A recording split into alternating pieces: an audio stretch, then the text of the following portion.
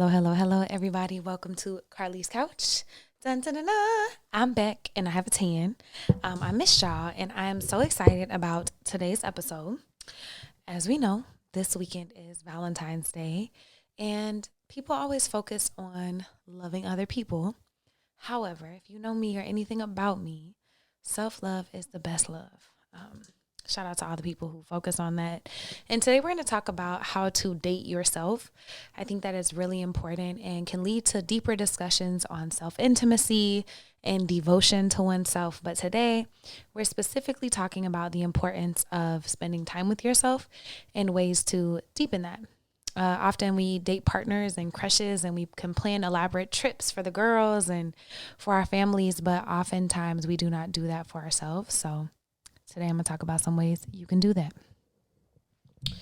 The first thing I'm going to start with is that errands do not count. So if you think, oh my God, I do all this amazing stuff for myself, but it's going to your tailor, going to the gym, which is important. Don't get me wrong. I love that you are doing your doctor's appointments and doing all the things you need to do. However, that is not a date. That is not a date. That is not a date. So errands do not count. So think about other ways that you love on yourself and take yourself out and things that you do with yourself as we continue through this. If I miss anything, which inevitably I will, I want to hear how you like to date yourself. What are some things you do? What are some things you've maybe seen other people do that we can implement?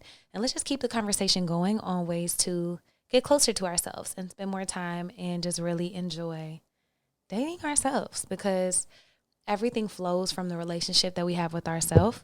So why not make that fun and beautiful and sexy and spicy and adventurous and all the things, again, that we do for partners or that we do to appear a certain way on social media, but how do we appear with ourselves? Okay.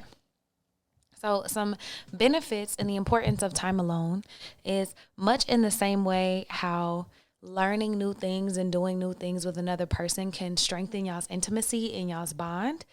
Doing things with yourself that are new can also help you strengthen your bond with yourself. It helps you to build self-intimacy. I think it's so important to learn yourself in every new season and to know what you want, to know what you need, and recognize your own desires and how those might change, to even sit with yourself and reflect and recognize what you need in this season, because every season is so different. So really sitting with yourself and noticing what it is that you need.